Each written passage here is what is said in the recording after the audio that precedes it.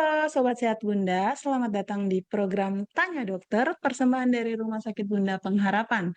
Ruang interaktif yang menghadirkan informasi dan edukasi kesehatan langsung dari para ahlinya. Perkenalkan, saya Perawat Claudia yang akan memandu kita dalam acara sore ini, dan tentu saja saya nggak sendiri. Hari ini kita sudah kedatangan narasumber spesial yaitu Dr. Daniel, Magister of Research, Magister of Medical Science, spesialis anak dari Rumah Sakit Bunda Pengharapan. Halo dok, apa kabar?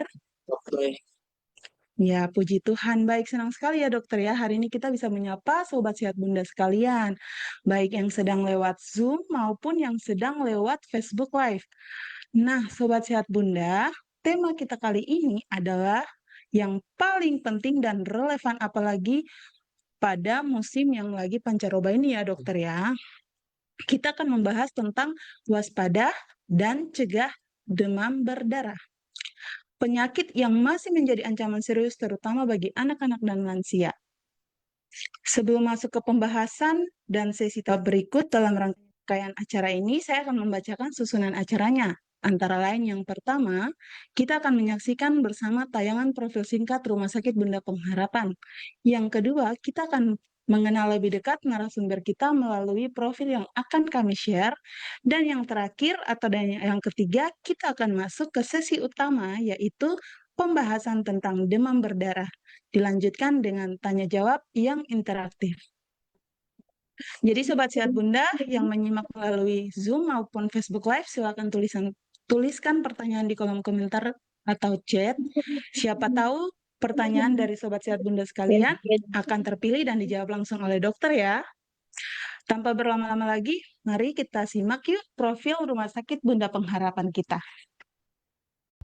Di ujung timur Indonesia, di tanah yang kaya akan budaya dan kebersamaan, kami hadir sebagai sebuah harapan baru bagi kesehatan masyarakat Merauke dan sekitarnya. Bukan hanya sekedar menyediakan layanan kesehatan, tetapi kami hadir dengan semangat pelayanan yang tulus, tenaga medis profesional, serta fasilitas yang terus berkembang. Kami siap melayani Anda dengan sepenuh hati. Inilah kami, Rumah Sakit Bunda Pengharapan. Berada di Jalan Poros 7 Wali-Wali, Kelurahan Kamundu, Merauke, Papua Selatan. Dengan lokasi yang strategis, akses yang sangat mudah, dan terletak tidak jauh dari jembatan penyeberangan 7 Wali-Wali, sehingga memudahkan masyarakat untuk menuju Rumah Sakit Bunda Pengharapan. Dengan komitmen terhadap pelayanan yang berkualitas dan penuh kasih, Rumah Sakit Bunda Pengharapan memiliki visi menjadi rumah sakit pilihan utama bagi semua kalangan. Berikut adalah fasilitas dan layanan kami. Layanan ambulans dan mobil jenazah 24 jam,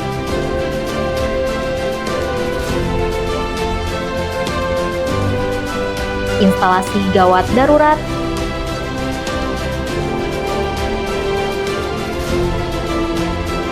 layanan rawat jalan dan poliklinik,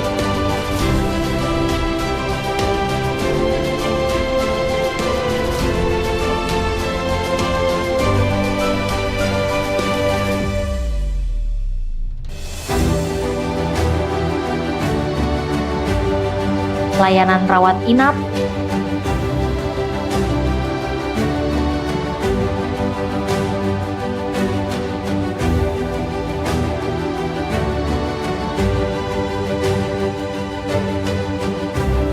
medical check-up, layanan home care, ruang perinatologi, perawatan intensif,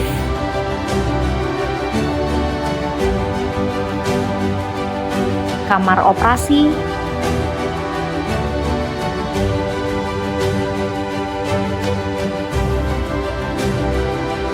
dan kamar bersalin.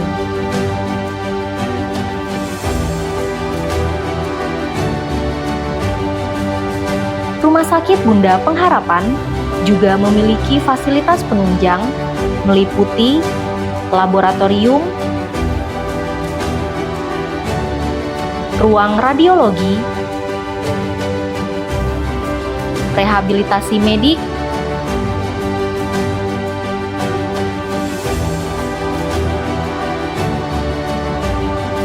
apotek,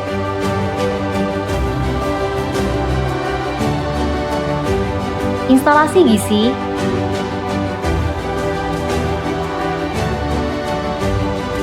elektronik medical record, dan fasilitas penunjang non-medis. Juga didukung sarana prasarana yang memadai, seperti area parkir yang luas,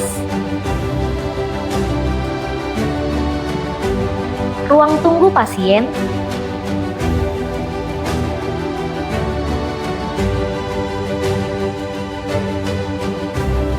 kantin Rumah Sakit Bunda Pengharapan, ATM Center, dan fasilitas ibadah.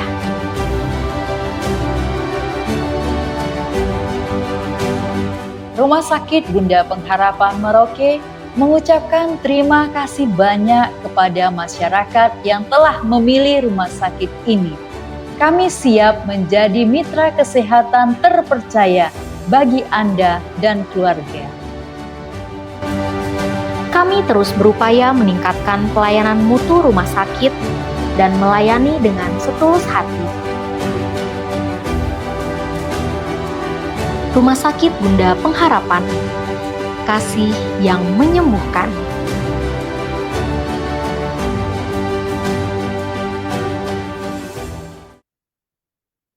Baik Sobat Sehat Bunda, tadi itu sekilas tentang Rumah Sakit Bunda Pengharapan yang senantiasa berkomitmen mengabdi dan memberikan pelayanan yang optimal untuk masyarakat yang berada di area sekitar Merauke dan sekitarnya.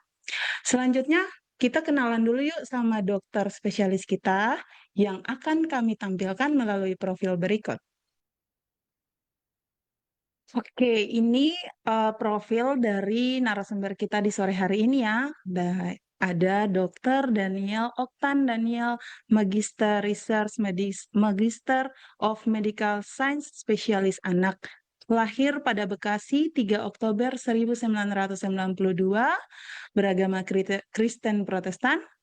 Dan untuk riwayat pendidikannya, beliau pernah bersekolah di SMA Negeri 3 Surakarta dari tahun 2007 sampai dengan 2009, S1 Pendidikan Dokter dan Profesi Dokter Universitas Gadjah Mada dari 2009 sampai dengan 2015, S2 Master of Clinical Research Imperial College London, United Kingdom dari 2015 sampai 2016, S2 Magister Ilmu Kedokteran Klinik Universitas Gadjah Mada dari 2020 sampai 2024, PPDS Spesialis Ilmu Kesehatan Anak Universitas Gadjah Mada dari 2020 sampai 2024.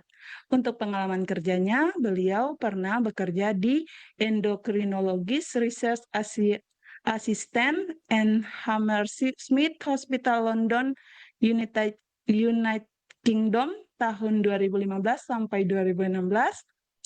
Pernah bekerja juga sebagai dokter intensif di RSUD Negara Jemberana, Bali.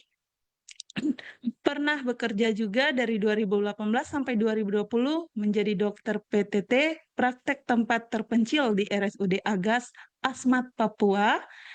Dan dari 2025 hingga saat ini beliau bertugas sebagai dokter spesialis anak Rumah Sakit Bunda Pengharapan Merauke di Papua Selatan. Gitu ya dok ya profilnya ya. Oke, sekilas profil singkat dari dokter kita yang luar biasa pengalaman dan dedikasinya. Nah, sekarang kita akan masuk ke acara inti ya dokter ya, yaitu pembahasan seputar waspada dan cegah demam berdarah. Namun sebelum kita masuk, kami akan menginformasikan bahwa di dalam kegiatan ini akan ada 2 door prize untuk 2 pemenang, 2 penanya yang berada di wilayah Kabupaten Merauke. Jadi untuk Sobat Sehat Bunda yang berada di live Zoom maupun di live Facebook, silahkan Masukkan komentar di kolom komentar maupun di kolom chat. Oke, tanpa membuang waktu, kita langsung masuk ya dokter ya di pembahasan yang berikut. Dok, ini kan lagi musim pancaroba ya dokter ya, kadang-kadang panas, kadang-kadang hujan, dan banyak kasus-kasus demam. Nah, namun masyarakat kita ada bingung nih, bagaimana sih dok caranya membedakan demam berdarah dan demam umum lainnya? Terima kasih ya Kak Klau untuk pertanyaannya. Jadi untuk demam sendiri kita harus tahu ya karena demam itu adalah salah satu keluhan yang paling sering dikeluhkan oleh orang tua. Nah, bagaimana membedakan demam ini berdasarkan penyebabnya? Tentu kita harus melihat dulu dari riwayat penyakitnya. Jadi yang paling gampang itu adalah dengan menanyakan langsung ke orang tua keluhan-keluhan penyertanya yang lain seperti itu. Tetapi kalau untuk demam dalam 3 hari awal itu memang kita akan sangat sulit membedakan ya uh, untuk penyebabnya. Jadi apa yang bisa dilakukan oleh orang tua ketika anak menghadapi demam itu adalah dengan melakukan kompres hangat terlebih dahulu, kompres air hangat, kemudian memberikan anti demam seperti paracetamol, sikat flu, kemudian mengobservasi ataupun merawat anaknya dan melihat apakah demamnya kembali berulang. Apabila demamnya itu lebih dari 3 hari, maka kita perlu melakukan pemeriksaan laboratorium, pemeriksaan darah. Nah, bagaimana cara membedakan itu dengan tipe demam yang lain? Demam pada demam berdarah itu umumnya demam yang langsung tinggi. Jadi anak-anak biasanya datang dengan suhu sekitar 39 sampai 41 derajat.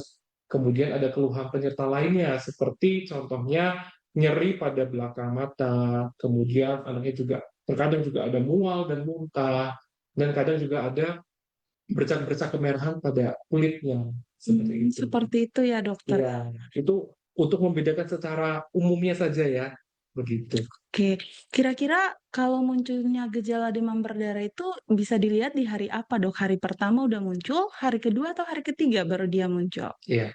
Jadi kalau untuk 3 hari awal tuh pasti akan sangat sulit ya, Kak Iya. Pau ya. Biasanya demam berdarah itu kita baru bisa memastikan itu pada hari ketiga ke atas. Tapi sekarang memang sudah ada pemeriksaan laboratorium namanya NS1 itu bisa diperiksa dari hari pertama sampai hari ketiga. Ya, itu bisa dilakukan dan hasilnya juga cukup baik begitu untuk bisa mendiagnosis dari demam berdarah itu sendiri. Oke, baik. Terima kasih, dokter. Jadi, Sobat Sehat Bunda sudah dengar langsung dari dokternya ya. Kalau ada muncul gejala demam, boleh ditangani terlebih dahulu dengan cara mengompres. Kemudian bisa memberikan obat penurun panas seperti paracetamol ya, dokter ya. Kemudian kalau di 3 hari sesudah demam, akan ada muncul gejala-gejala seperti yang tadi ada ruam-ruam merah, panas yang tinggi dan tidak bisa turun-turun, maka segera lakukan pemeriksaan ya, dokter ya. Oke, dokter, ada nih yang bertanya, apakah penyakit demam berdarah ini menular, Dok? Itu jawabannya iya dan tidak ya. Jadi Iya dan tidak ya, iya dokter dan ya? tidak ya. Jadi begini, kalau untuk demam berdarah itu tidak menular dari orang ke orang, tetapi tidak secara langsung, yaitu harus melalui vektor atau perantara. Seperti yang kita ketahui, demam berdarah dibawa oleh nyamuk Nyamuk, iya. Aedes aegypti atau Aedes albopicus. Nah, pada orang yang menderita demam berdarah, tentunya virus demam berdarah itu kan ada di tubuh. Nah, itu dihisap oleh si nyamuk, kemudian nyamuk itu pergi, ya, terbang, berkelana seperti itu, kemudian menghinggapi penderita lain dan kemudian menginfeksi. Jadi mengambil darahnya atau ya menggigitnya, istilahnya begitu ya, gigitan nyamuk, kemudian akhirnya virusnya tadi menyebar. Jadi menularnya itu bukan dari orang ke orang, tetapi menularnya itu melalui perantara atau vektor tadi, begitu. Oke, jadi berarti di rumah kita harus sediakan obat nyamuk atau ada yang lainnya, dokter, kayak itu? Iya, jadi sebelum kita menyediakan obat nyamuk, kalau kita tahu tentang program pemerintah 3M, ya kita bisa lakukan itu dulu ya. Karena nyamuk demam berdarah, ya Aedes aegypti itu dia cenderung lebih suka ke air-air yang bersih, begitu. Jadi 3M program pemerintah itu kan ada menguras, menutup, dan juga mengubur. Artinya apa? Menguras bak mandi, menguras tempat-tempat penampungan air, tempat-tempat yang biasanya kita di lingkungan sekitar kita menyimpan air begitu. Nah, di situ adalah tempat tumbuh jentik-jentik nyamuk yang paling bagus. Jadi makanya itu harus dikuras paling tidak seminggu sekali. Kemudian yang kedua menutup. Jadi kalau bisa untuk wadah-wadah yang tadi drum-drum dan sebagainya itu, nah itu harus ditutup supaya si nyamuk itu tidak bisa bertelur ke situ. Dan yang terakhir adalah mengubur. Jadi kalau kita misalnya punya plastik-plastik bekas ataupun wadah-wadah seperti itu lebih baik dikubur daripada kita biarkan di luar dan kemudian pada akhirnya pada saat musim hujan akhirnya terisi dengan air dan akhirnya menggenang dan akhirnya bisa dijadikan sebagai tempat berkembang biak dari si nyamuk itu. Nah, itu yang bahaya. Nah, itu kan baru 3M. Ada yang namanya 3M plus, yaitu selain program 3M tadi ditambah lagi yaitu dengan pertama repellent atau dengan obat pembasmi nyamuk, obat penghindar nyamuk. Jadi bisa dipakaikan di kulit seperti itu ya, ataupun semprot nyamuk, ataupun obat nyamuk bakar. Walaupun sekarang memang kita untuk obat nyamuk bakar tidak kita rekomendasikan Tidak lagi. direkomendasikan lagi ya dokter Betul. ya. Dan juga bisa menggunakan pembunuh nyamuk yang lain seperti contohnya abate. Jadi kalau misalnya kita tidak memungkinkan untuk mengurasnya ya secara periodik, ya kita bisa berikan abate itu tadi untuk membunuh jentik-jentik nyamuk. Oke, baik. Terima kasih dokter. Oke. Kemudian ada lagi nih dok yang bertanya, jika gejala demam muncul, sebaiknya kapan sih kita harus memeriksakan diri ke Fasiankes? Waktunya kapan dok? Hari pertama, hari kedua, atau nanti tunggu dulu nih hari ketiga kalau sudah muncul gejalanya kayak gitu dokter. Mohon penjelasannya. Oke, jadi kalau untuk demam pertama yang harus diketahui adalah orang tua jangan panik. Karena kebanyakan orang tua panik kalau misalnya anak demam. Kita bisa melakukan pertolongan pertama pada pasien-pasien untuk anak-anak dengan demam, dengan tadi yang saya sudah katakan, dengan kompres air hangat. Kemudian jika perlu, bisa memberikan anti demam seperti misalnya paracetamol, dan itu obatnya obat bebas sehingga bisa dibeli di apotek begitu. Kemudian kalau misalnya demam tersebut tidak turun sampai hari ketiga, maka memang sudah saatnya untuk dibawa ke fasilitas kesehatan. Disitulah nanti mungkin kita akan lakukan pemeriksaan tambahan itu. Oke, baik dokter. Jadi bunda-bunda dan sobat sehat bunda sudah dengar ya langsung dari dokter ya. Jika ada muncul gejala, maka ditangani dulu. Jika 3 hari tidak ada perubahan, maka diantarlah ke Fasiankes, fasilitas layanan kesehatan terdekat, baik itu klinik, dokter praktek, maupun rumah sakit. Oke, buat sobat sehat bunda, dok ada lagi nih yang bertanya, tanda-tanda bahaya apa sih dok yang harus diwaspadai untuk anak dengan demam berdarah? Mohon penjelasannya ya dokter ya. Oke, jadi memang sangat penting ya untuk tahu tanda-tanda bahaya ini. Jadi salah satu eh, indikasi atau salah satu tanda-tanda yang perlu anak itu dibawa ke fasilitas kesehatan adalah munculnya tanda-tanda bahaya ini. Apa saja? Yang pertama, kalau dia ada nyeri perut yang sangat hebat. Jadi biasanya anak-anak dengan demam berdarah, kadang dia juga mengeluhkan ada sakit perut. Ya, itu perlu dibawa ke rumah sakit. Kemudian yang kedua, apabila dia ada mual dan muntah yang berkepanjangan, berulang-ulang, sehingga menyebabkan anak itu cenderung tidak mau makan dan akhirnya menjadi lemas. Kemudian yang ketiga, apabila ada tanda tanda perdarahan, seperti misalnya ada mimisan, ada lusi berdarah, atau buang air besar yang berwarna hitam seperti tinta cumi, ataupun misalnya berdarah seperti ya darah pada biasanya itu. Kemudian yang keempat, juga apabila anak itu ada lemas, ya, kemudian tidak dapat beraktivitas seperti normalnya. Nah, itu adalah tanda-tanda yang perlu kita ketahui yang mengharuskan anak tersebut segera datang ke fasilitas kesehatan, termasuk apabila anak itu ada sesak nafas. Oke, baik. Terima kasih jawabannya dokter ya. Jadi sobat sehat bunda, bunda-bunda kita sekalian yang lagi berada di Zoom maupun di live streaming live Facebook udah dengar langsung ya. Jadi kalau di rumah saat ini ada anak-anak kita yang dengan gejala-gejala demikian, mohon segera untuk langsung diantar ya dokter ya ke fasilitas layanan kesehatan, entah itu di klinik, di dokter praktek maupun ke rumah sakit. Dokter ada lagi nih yang bertanya mengapa pada anak-anak lebih rentan dok terkena demam berdarah dibandingkan dengan usia dewasa atau usia lansia? Mohon penjelasannya, dokter. Iya, jadi memang benar ya kalau pada anak-anak itu demam berdarah itu cenderung lebih sulit dikenali. Jadi itulah penyebabnya mengapa jadi lebih rentan, lebih sering menimbulkan komplikasi atau bahaya ya.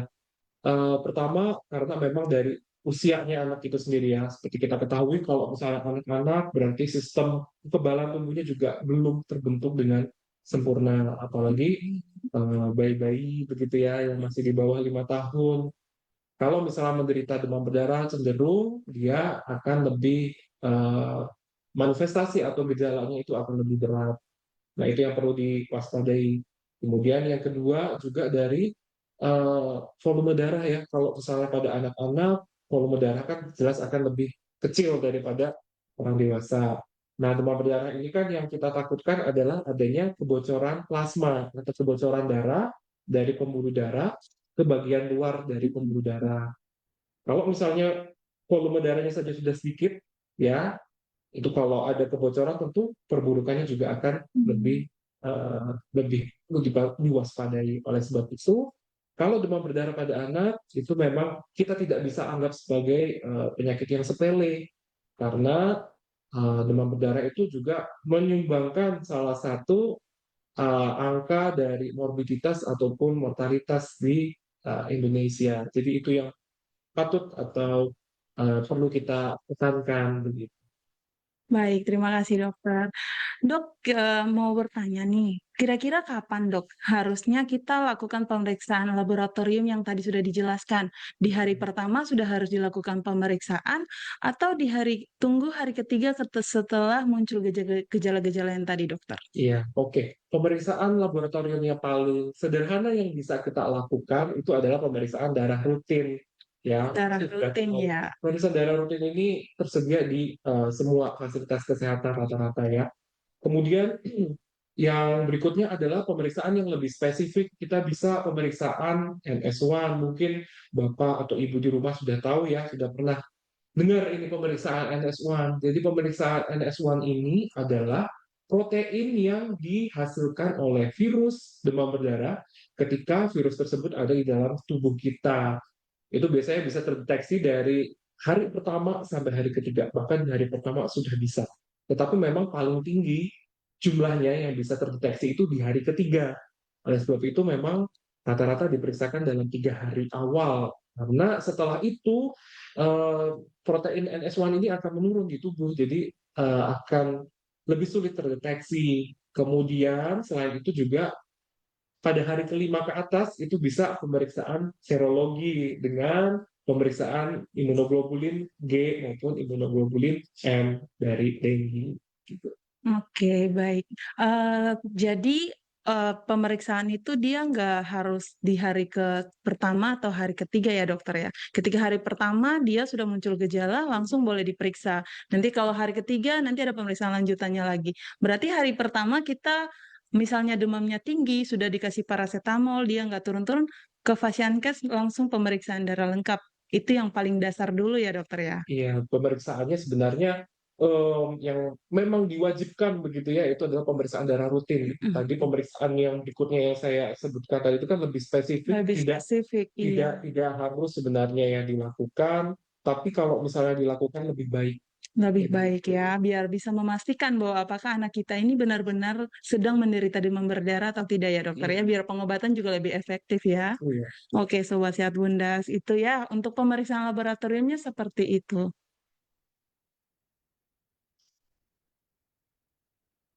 Oke, Bu Dokter, ini kita lanjut ya dokter ya. Pemeriksaan apa yang dibutuhkan untuk anak dengan demam berdarah tadi sudah ya dokter ya, sudah dijelaskan. Kemudian, jika hasil pemeriksaannya menunjukkan demam berdarah, bagaimana penanganan yang harus dilakukan di rumah Dok, untuk proses pemulihan? Misalnya anaknya sudah terdiagnosis demam berdarah dari hasil pemeriksaan, gimana kira-kira caranya agar bunda-bunda kita juga di rumah bisa menangani anaknya agar pemulihannya lebih optimal di rumah nanti Dok? Mohon penjelasannya. Terima kasih. Jadi untuk demam berdarah tidak harus semuanya dirawat memang ya. Jadi ada juga yang bisa maksudnya dirawat inap. Tidak harus semuanya dirawat inap. Bisa juga dirawat jalan apabila kondisinya memang stabil ya. Tetapi itu memang harus atas advice ataupun atas petunjuk dari dokter ya. Nah, apa yang bisa dilakukan oleh orang tua ketika merawat anak di rumah adalah yang pertama memenuhi kebutuhan cairan. Karena di sini demam berdarah tadi kan saya bilang itu masalah kebocoran dari plasma atau kebocoran dari darahnya. Jadi bagaimana caranya supaya memastikan anak itu memiliki cairan yang cukup. Berarti dia minumnya juga harus cukup. Kita harus pastikan anak itu minum secara cukup. Kita bisa tahu bagaimana caranya, yaitu dengan melihat bahwa anak tersebut pipis secara rutin. Kalau misalnya anak tersebut dalam 6 jam saja tidak pipis sama sekali, nah itu salah satu tanda yang perlu kita waspadai, bahwa mungkin cairan di dalam tubuh anak tersebut tidak cukup. Gitu. Kemudian yang kedua, untuk penyakit demam berdarah sebenarnya tidak ada obat-obatan yang secara spesifik khusus begitu, tidak ada. Yang penting adalah menjaga kecukupan cairan seperti yang sudah saya sebutkan tadi. Kemudian yang kedua adalah pengobatan secara spesifik terhadap gejala-gejala yang muncul. Misalnya ada gejala demam yang kita berikan anti demam dan juga kompres hangat. Jadi jangan buru-buru langsung memberikan anti demam. Kita bisa lakukan kompres hangat terlebih dahulu ya. Kalau misalnya kompres hangatnya bekerja, ngapain kita kasih obat gitu kan. Iya betul. Kemudian apabila dia juga ada anti nyeri, nyeri ya, misalnya nyeri, kita juga bisa berikan anti nyeri jika perlu. Jika perlu aja ya dokter Tapi ya. kalau yang lain sebenarnya lebih ke arah kebutuhan cairan dan juga observasi dari tanda-tanda warning sign atau tanda-tanda darurat yang sudah saya sebutkan sebelumnya tadi itu ya. Apabila memang di kemudian hari dalam observasi atau dalam perawatan di rumah, Bapak Ibu menjumpai ada tanda-tanda yang saya sebutkan tadi, boleh banget untuk diperiksa. Baik Gitu. dokter. Kemudian Dok, untuk, kasus demam sendiri ini apakah ada Dok pantangan-pantangan makanan atau minuman kayak gitu, ada nggak Dok? Nah, sebenarnya ini sering sekali ditanyakan ya. Mhm. Jadi kalau untuk pantangan, makanan, dan minuman itu tidak ada sebenarnya. Dalam arti begini, ketika anak itu sakit, biasanya nafsu makan sama minum menurun kan. Nah, malah kita sebenarnya pingin nih anak ini makan dan minum secara baik. Jadi kita harus tahu nih sebenarnya anak ini makan sama minumnya lebih sukanya apa. Jadi pada saat sakit malah berikanlah makanan dan minuman kesukaannya ya, kecuali ya kita sudah tahu ya makanan-makanan yang baik dan tidak secara general atau secara umum untuk orang tua ya, kalau misalnya demam jangan diberikan es dan seperti itu ya. Tapi kalau secara spesifik tidak ada sih. Tidak ada pantangan ya dokter Tidak ya? ada pantangan. Yang ada malah kita menganjurkan untuk minum, terutama minum air putih, ya, minum air putih ataupun ya kalau misalnya memang masih balita, masih bayi terutama ya, itu butuhnya susu ya, dengan susu juga no problem begitu. Yang penting adalah cairan, bagaimana cairan tersebut terpenuhi dengan baik. Oke baik dokter. Bagaimana Dok cara orang tua untuk mencegah anaknya dari demam berdarah? Wah, mencegah, ya. Mencegah tadi saya sudah sebutkan ada prinsip 3M plus, ya, itu pencegahan yang bisa kita lakukan sehari-hari. Selain itu juga yaitu dengan fogging itu juga ya itu adalah program pemerintah ya, pada daerah-daerah yang dirasa memang ada penyebaran demam berdarah maka akan dilakukan deteksi kemudian dilakukan fogging.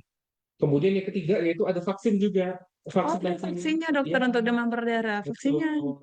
kapan Vaksin Dok harus divaksin demam berdarah itu? Jadi vaksin BI berdasarkan dari penelitian terbaru itu dan juga berdasarkan rekomendasi dari Ikatan Dokter Anak Indonesia tahun 2024 bisa Mhm. dilakukan dari usia 6 tahun sampai 45 tahun dengan pemberian 2 dosis dengan jarak 3 bulan antara dosis pertama dan juga dosis kedua tanpa harus pemeriksaan serologi sebelumnya. Mungkin ini yang membedakan dari rekomendasi sebelumnya. Kalau rekomendasi sebelumnya kan memang harus diperiksa dulu untuk serologi, tapi kalau yang sekarang itu tidak perlu, jadi bisa dilakukan dari usia 6 sampai 45 tahun. Kalau misalnya kita sudah terkena demam berdarah sebelumnya nih dok, Mm. apakah kita masih bisa menerima vaksin itu dokter? Nah, itu dia.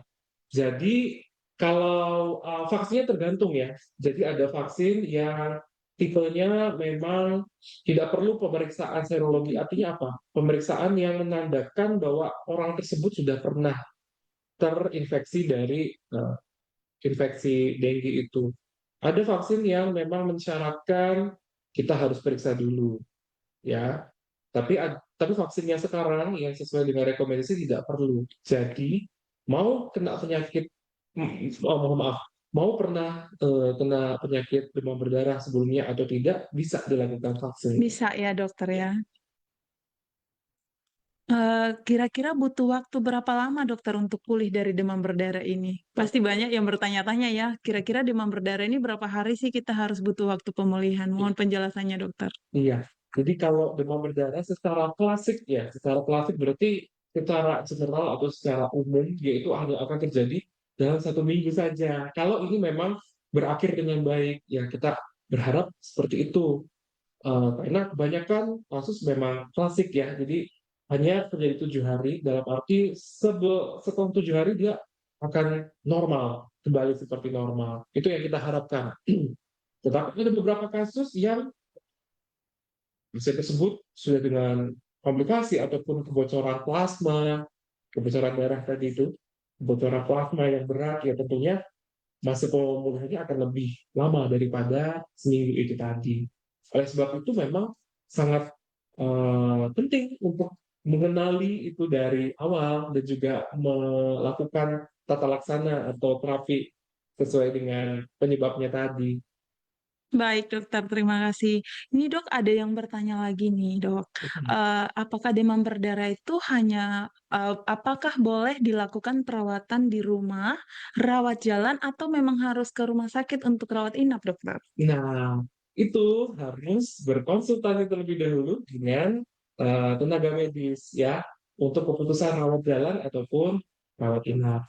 Tetapi secara umum sudah saya jelaskan tadi bahwa apabila ada tanda-tanda kewaspadaan atau tanda-tanda warning tadi, ya memang itu harus lebih baik dirawat inap. Lebih baik dirawat inap ya Karena dokter ya. fungsinya utama adalah observasi yang lebih Observasi. bagus. Ya, begitu. Baik dokter. Ini kita masuk di mitos dok. Nah, Oke. kan masyarakat kan ada kadang mendengar berita-berita mitos. Mm-mm. Benar mitos atau fakta? Apakah benar dok kalau minum air kelapa atau jus jambu bisa membantu menyembuhkan demam berdarah? Menyembuhkan itu jawabannya adalah mitos. Oh, Ya. mitos. Mitos ya sobat Menyembuhkan. Bunda ya. Kalau jadi air kelapa dan sari jambu, ya jus jambu itu tidak menyembuhkan. Ini katanya menyembuhkan ya. Iya, menyembuhkan dokter. Tetapi kalau mendukung kesembuhan atau suplementasi, jadi maksudnya mendukung dari arah kesembuhan memang benar. Jadi begini, penjelasannya adalah kalau air kelapa itu kan air yang mengandung elektrolit yang cukup banyak. Di situ ada natrium, ada kalium, itu adalah elektrolit ya. Nah, di situ bisa membantu pasien-pasien yang ada muntah ataupun ada diare mungkin ya, yang kehilangan dari elektrolit di dalam tubuhnya, itu bisa mengganti elektrolit di dalam tubuhnya. Lalu bagaimana dengan jus jambu ataupun sari jambu? Memang ini ada penelitian begitu yang mengatakan bahwa oh dia bisa meningkatkan angka trombosit, tetapi penelitian tersebut masih dalam skala yang kecil. Jadi belum ada penelitian yang lebih besar daripada itu. Jadi itu sebenarnya masih belum bisa dibuktikan secara pasti. Tetapi apabila Bapak Ibu di sini yang merawat anaknya dengan demam berdarah mau memberikan air kelapa ataupun sari jambu, jus jambu, itu nggak apa-apa, silakan diberikan karena itu juga bisa membantu penyembuhan, tetapi tidak menyembuhkan. Tidak Ya. menyembuhkan dokter Ya, tidak ya. menyembuhkan secara langsung. dia membantu kesembuhan. Membantu kesembuhannya. Betul. Berarti dia lebih ke pemenuhan cairan tubuh tadi ya dokter ya, sesuai penjelasannya ya. Iya. Baik dokter, terima kasih. Mitos atau fakta dokter, apakah demam berdarah hanya terjadi sekali seumur hidup? Mitos. Mitos ya. Jadi demam berdarah bisa terjadi beberapa kali dalam hidup kita, tergantung dari digigit nyamuknya atau enggak begitu ya. Nah, yang perlu diketahui adalah virus demam berdarah itu tipenya ada 4 ya. Apabila kita terinfeksi dari demam berdarah, belum tentu jenisnya sama. Jadi ada virus 1, 2, 3, 4. Jadi ada 4 gitu tadi ya. Apabila yang misalnya pertamanya terinfeksi oleh virus jenis yang pertama, kemudian sembuh, kemudian terinfeksi lagi, dan jenis virusnya yang berbeda nih, virus yang 2, 3, atau 4, itu cenderung akan menimbulkan gejala yang lebih berat, begitu. Karena apa? Karena sebelumnya kan sudah terbentuk nih antibody security dari tubuh kita terhadap misalnya yang tadi demam berdarah tipe 1 tadi, atau jenis 1, maaf, jenis 1. Tapi ketika infeksi dengan jenis-jenis lainnya itu belum ada nih antibodinya, malah antibodinya itu akan membuat si virusnya itu masuk ke dalam sel imun, kemudian bereplikasi ataupun mengembangkan diri malah lebih berat begitu. Jadi tidak benar dia terjadi hanya sekali, bisa terjadi berkali-kali. Bisa terjadi berkali-kali ya dokter ya. Iya, bahkan harus waspada kalau misalnya infeksi yang berikut-berikutnya begitu bisa lebih berat. Nah, itu yang perlu diketahui oleh orang tua. Oke, terima kasih dokter. Inilah ada lagi dokter, mitos atau fakta. Apakah demam berdarah hanya terjadi di musim hujan atau terjadi di musim panas lainnya ada dokter? Oke, ya. Jadi kalau untuk demam berdarah, apakah hanya terjadi pada saat musim hujan? Itu tidak benar ya. Jadi hanya terjadi. Tidak, dia bisa terjadi di musim hujan maupun musim kemarau. Tetapi memang angka kejadiannya akan lebih tinggi pada saat musim hujan.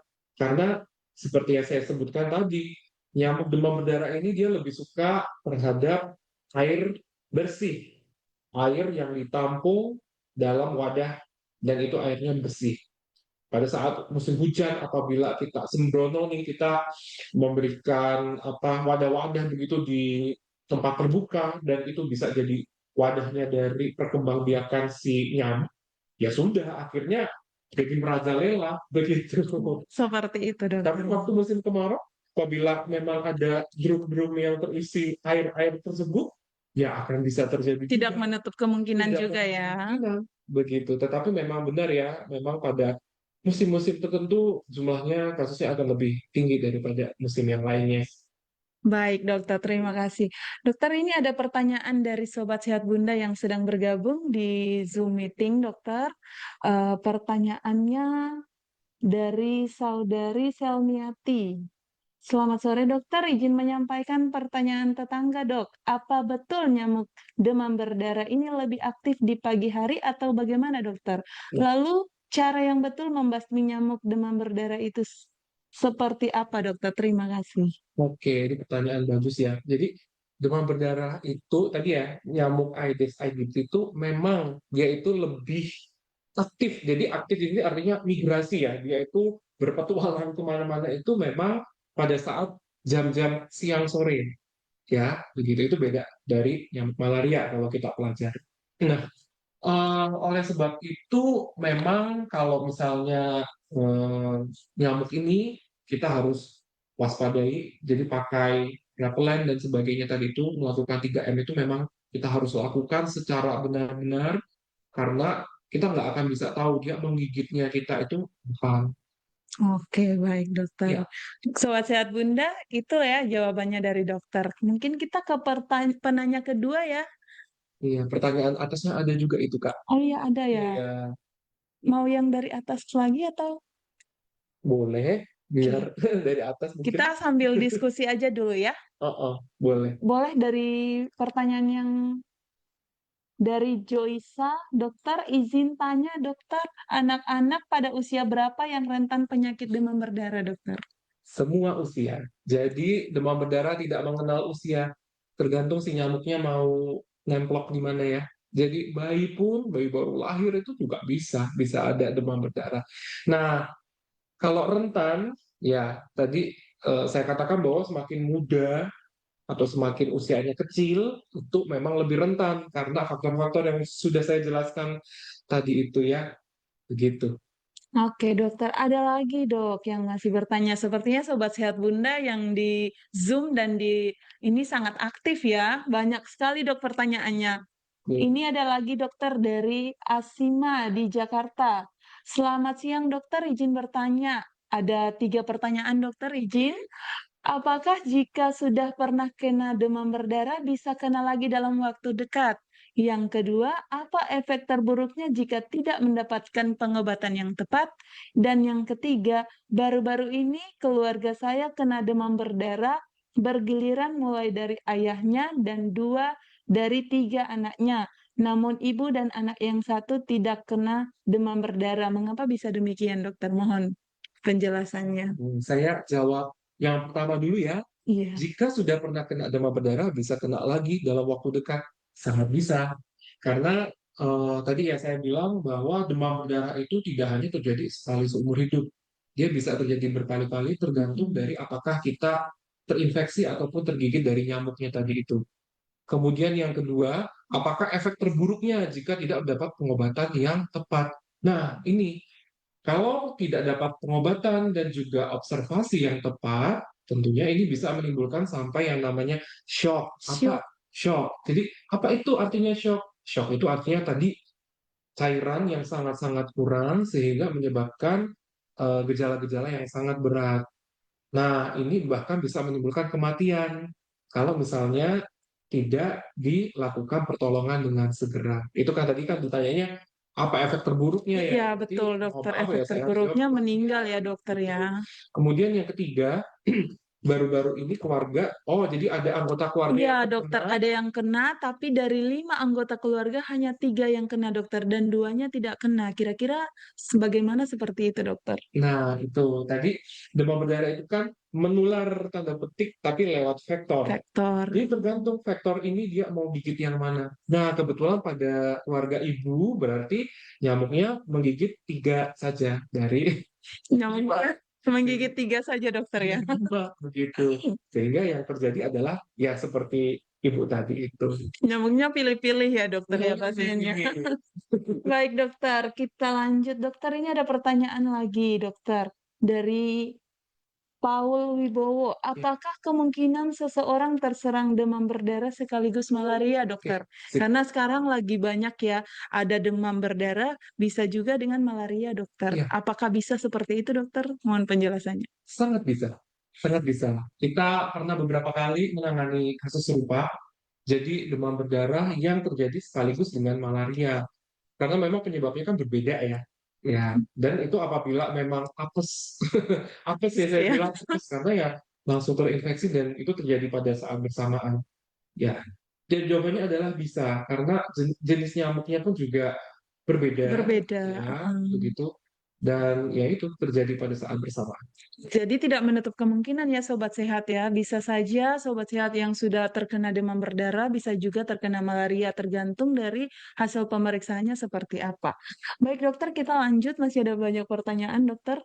Di sini dari Ika Linda Prastikasari. Selamat siang Pak Dokter, mau bertanya apa demam berdarah bisa dikatakan dengan timbulnya bintik-bintik merah pada tubuh anak dan disertai demam dokter? Iya, betul.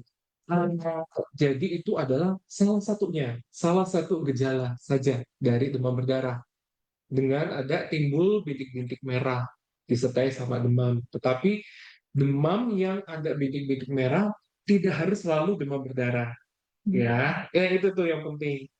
Jadi memang kita harus tahu, harus apa bisa mengenali gejala ini nih lebih sering, ya, lebih bagus maksudnya. Jadi memang kalau dirasa memang bingung begitu ya, lebih baik tanyakan saja ke petugas kesehatan. Masih ada pertanyaan lagi dokter. Iya, kalau nggak salah kayaknya paling atas belum dibacakan. Paling atas ya Ya, dokter ya. paling Oke, atas. baik kita lihat dulu. Oh, oh bukan ya. Oh ya sudah. Sudah sepertinya dokter ya. Sudah. Oke. Jadi memang demam berdarah ini dia sangat ini ya dokter ya berbahaya kalau memang kita tidak lakukan penanganan dan dampak terburuknya tadi bahkan sampai kematian dokter ya. Iya, iya. Itu yang sangat-sangat terburuk dampaknya ya. Iya, tetapi maksud saya tadi Mm-mm. menyampaikan seperti itu bukan Menakut-nakuti, tidak ya, iya maksudnya betul. tadi Kita pertanyaan kan menyampaikan, menganjurkan. terburuk. Mm. Tetapi ya itu apabila menjumpai demam nomor satu ya tidak boleh panik. Jadi lakukan saja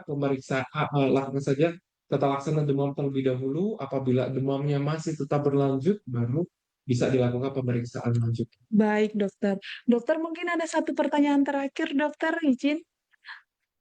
Dari Yospian Junianto, selamat sore dok, izin bertanya, jika ada anak yang sudah berobat di rumah sakit dan sudah diperbolehkan pulang karena sudah dinyatakan trombosisnya sudah naik, namun 2 hari kemudian demamnya naik lagi dan dibawa ke rumah sakit kembali karena trombosisnya turun, kira-kira berapa lama ya dok yang harus diwaspadai supaya tidak terjadi hal seperti itu? Terima kasih. Iya, oke. Jadi kunci dari tata laksana atau terapi dari demam berdarah adalah observasi, ya selain sayuran tadi.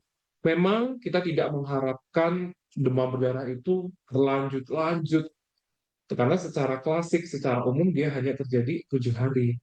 Tetapi pada kasus anak ini ya, yang trombositnya sudah naik, kemudian turun lagi seperti itu, apakah bisa terjadi? Sangat bisa. Nah, berapa lama kita harus waspadai? Kita harus lihat juga terkait dengan gejalanya. Apabila demamnya masih ada, yaitu berarti kita masih tetap harus waspada.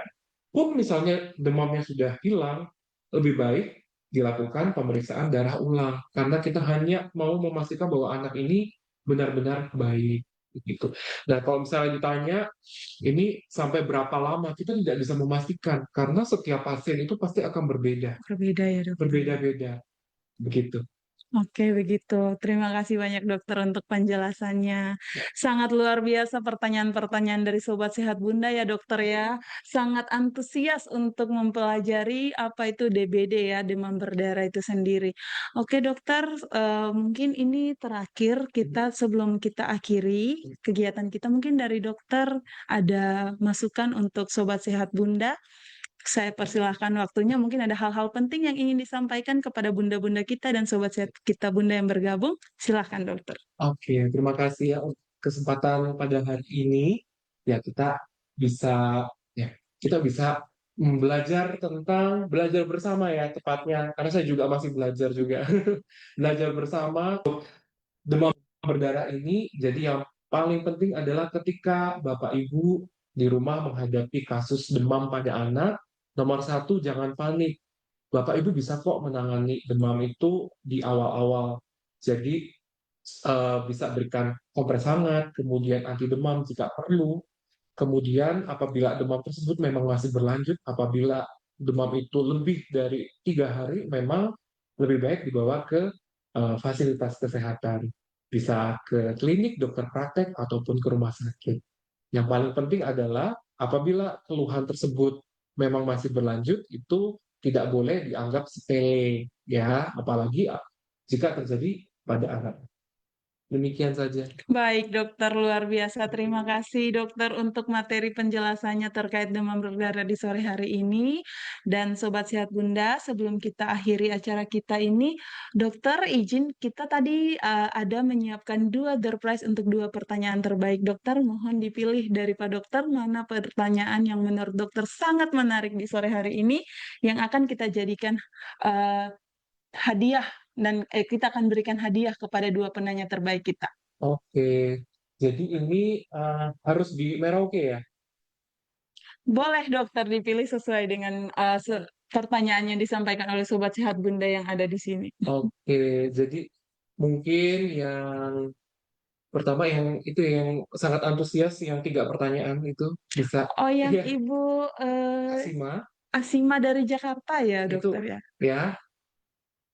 Iya, itu Oke, satu. satu Heeh. ya. Yang memiliki 3 pertanyaan, Iya, karena yang paling antusias. keluarganya kena 5 orang itu, Dokter, ya? Iya, betul. Betul. Kemudian yang kedua, Dokter? Kemudian satunya lagi mungkin ke I- Ika Linda mungkin. Ika Linda, baik. Jadi, Sobat Sehat Bunda, terima kasih banyak, Dokter. Sobat Sehat Bunda, terima kasih untuk pertanyaannya. Jadi hadiah kita, pemenang kita dengan pertanyaan terbaik yang sangat antusias sore ini ada Ibu Asima dari Jakarta dan Ibu Ika Linda Prastika Sari. Mari kita berikan aplaus dulu ya untuk Sobat Sehat Bunda yang sangat antusias, Dokter, ya. Oke, terima kasih dokter. Mungkin itu sekian dari sesi tanya jawab kita bersama dengan Sobat Sehat Bunda di sore hari ini.